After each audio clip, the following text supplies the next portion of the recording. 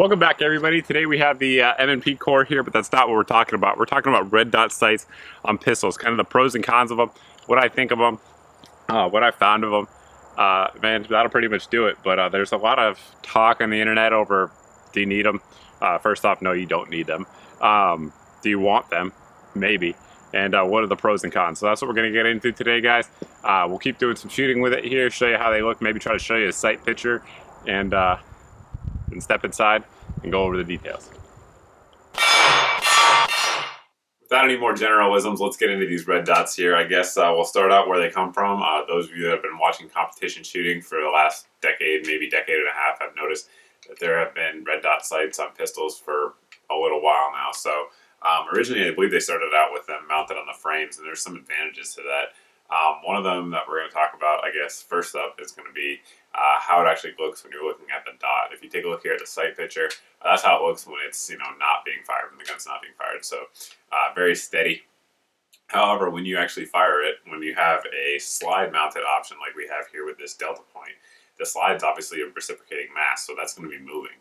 So when you're firing it, what you see with your eyes, to me anyway, at least my perception, it looks like the dot is actually like bouncing as you're looking through your sight picture. So that can be distracting to some people. Honestly, it's relatively distracting to me. So it's just something to keep in mind there. Whereas if you have one that's mounted either on the frame through some sort of mount that doesn't move with the slide, it has the advantage of obviously staying a little bit more steady.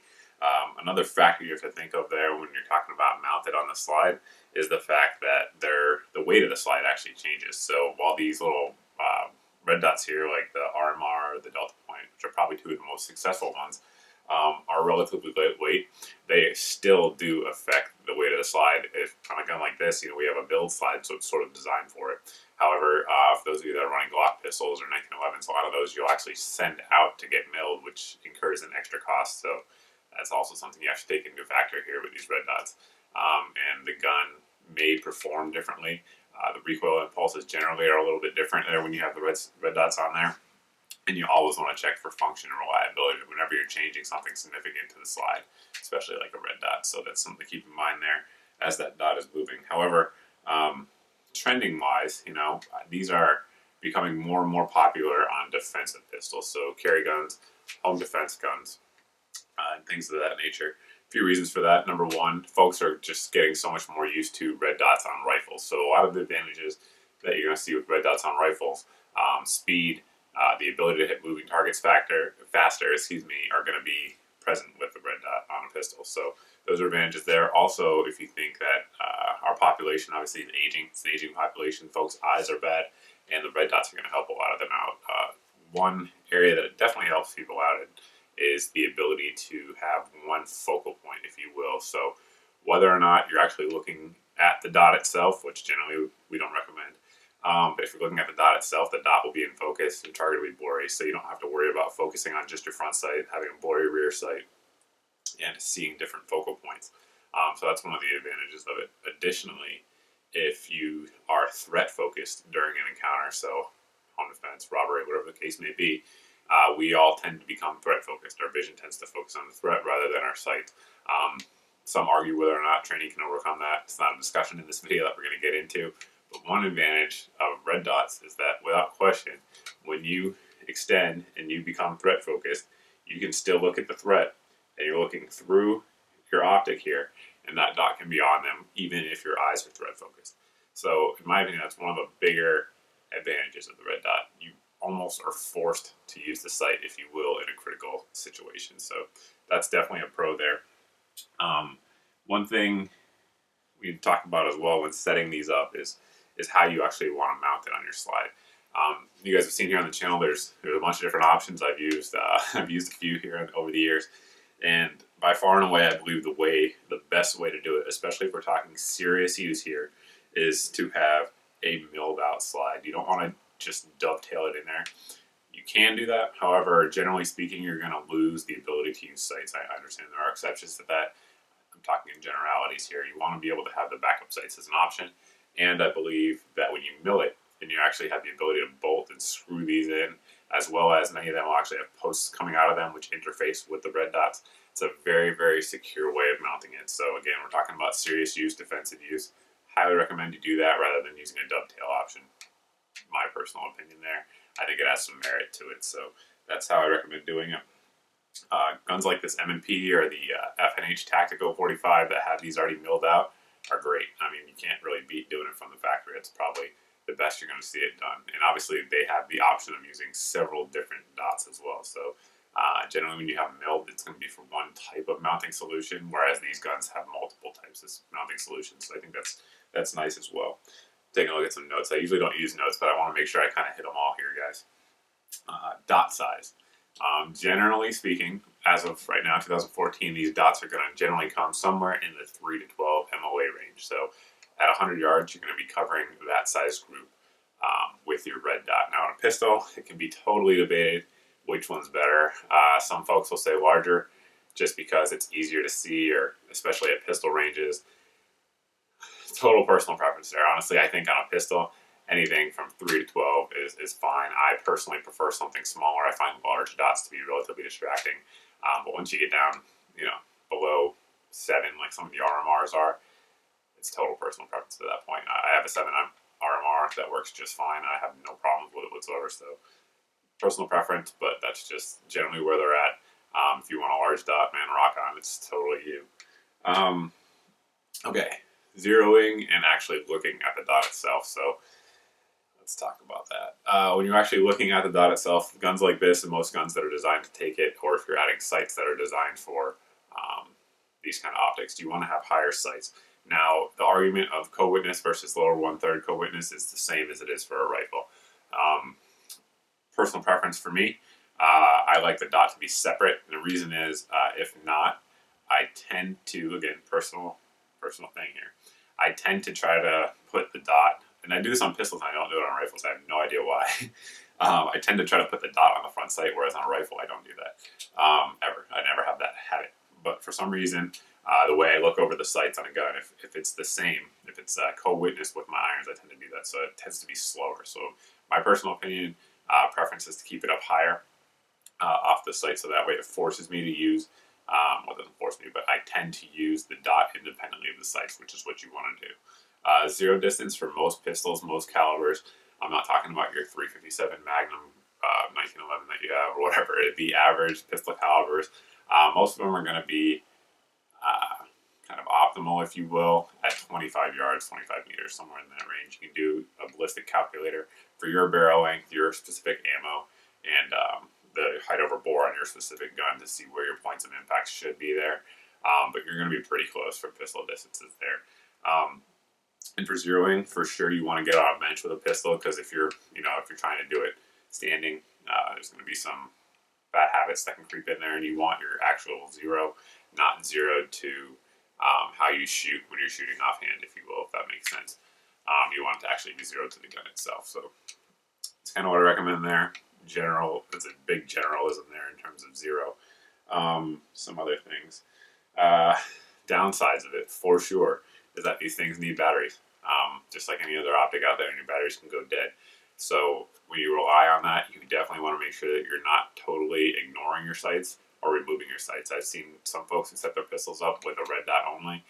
That's fine if you're a game shooter, like a 3-gun shooter or whatever.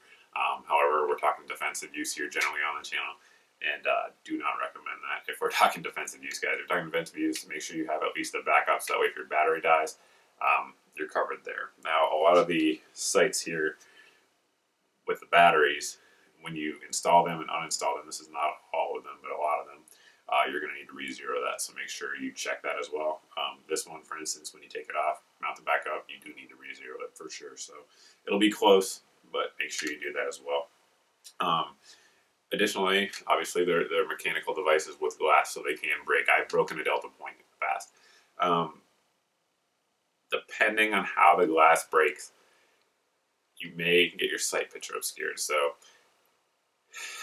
it's kind of a generally probably 90% or more. When you break the glass, it will not obscure the sight picture. Sometimes it can, though, because of the spider web effect. So it's a risk you're taking there. You're going to be the one who has to decide whether or not that's worth it to you. So just a note on that. So let's talk emitters for defensive use. That's a good point as well. So most of your emitters, like this one here on a Delta Point, measure light up, or on the should say, measure light up. So they're gathering light like this, right? So on defensive pistols, a lot of us like to use lights. I do. Personally, my defensive pistols have lights mounted, and there can be a whole other video on that, but I personally do that. So you need to take into account when you're setting the brightness, if your optic has that ability, that you're going to set it for the brightness that you're going to need with that light mounted on there. Now, a lot of lights these days are extremely bright, so really the way to do it is to actually go out and test it at night. There's really no substitute for that. If you have one with an emitter or a light gathering device that's going to change automatically the brightness of that dot, test it out. It might not work for you. You might get washed out with that white light. So definitely test your system. If it's not working, look for another way to set up your system. My advice there. Parallax issues. Now, a lot of these dots are going to say they're parallax free. They're not always parallax free. Just quick overview for those of you guys that don't know. Parallax is basically where the sight is in relation to your eye, where the dot is on there, whether or not you're actually going to hit your point of aim. Most of these require your dot to be relatively centered. So it's just something to practice there, especially during your draw stroke, to make sure that you're coming up and you're getting that good sight picture repeatedly, just like you would with iron sights. You want to make sure your eye's behind it and the dot is in the center, so that we're not having any parallax issues. For most folks at pistol distances, not an issue that I would pay too much attention to. You're pretty much going to be okay as long as you go with one of the quality red dots out there. Let's go. Cost of milling, we already went over that, can be prohibitive. Obviously, the cost of these dots can also be prohibitive. You can get really any sights out there on the market, even the nicest, most fancy ones with ads and gun magazines, are generally going to be under $150. These dots, for the quality ones these days, are going to be $300 and up. Add in the cost of the milling, should you need that on your specific pistol, and it gets to be at least the cost of the gun. So there's definitely a cost prohibitive aspect of it as well. Okay, now just general for duty use, like we're talking, the threat focus is good. The ability to shoot at moving targets is good. One-handed manipulations of the slide is excellent. That's a huge advantage of these. I've never seen one break during that. The glass can get scratched doing your one-handed manipulations on your belt, your boot, tables, whatever the case may be. But quality ones like Trichicon or the Delta Point here, never seen it be an issue. There's obviously other ones as well. And then just my personal use of them, if you will. Me personally, I'm still faster with iron sights. There's no question about it. When I see looking over the dot, I'm distracted by my sights, and my eyes generally want to go to that sight. It's definitely a training issue. There's no getting around it. I'm not saying that's the end all be all. So for me, I need more time with it to say whether or not I would actually ever use one on a defensive gun. But I certainly may. 5 years from now, all defensive guns may be coming like this from the factory. Not all, but many. I do think that's a trend that is unstoppable at this point. I think that you're going to see more and more of these on defensive pistols. And I don't think that's a bad thing at all. Like I said, the aging population here in the U.S. is huge. And it's a huge advantage for them. If you have eyes that are starting to degrade, if you will, especially folks that need reading glasses, having one point to focus on is a huge, huge advantage. So definitely a good thing there. But for me, I'm still a little slower with them. As time goes on, if I make a video in 3 years, I may tell you something different as I get more and more rounds through them. But I like practicing with them just because folks always ask me about them. Certainly, there's a value in that and being able to speak intelligently on it. Hopefully, that's what I did today, guys. I think that's about it in terms of an overview. Obviously, down the road, I will be doing videos on specific optics, setups on pistols, etc., as well as this specific pistol as well. So, and many more. I do have the FNX Tactical 45 as well. One day we'll get to that as well. So stay tuned, guys. But as always, if you have any questions that I didn't cover here, I try to give a general overview. But if you have those questions, you can post them in the comments section.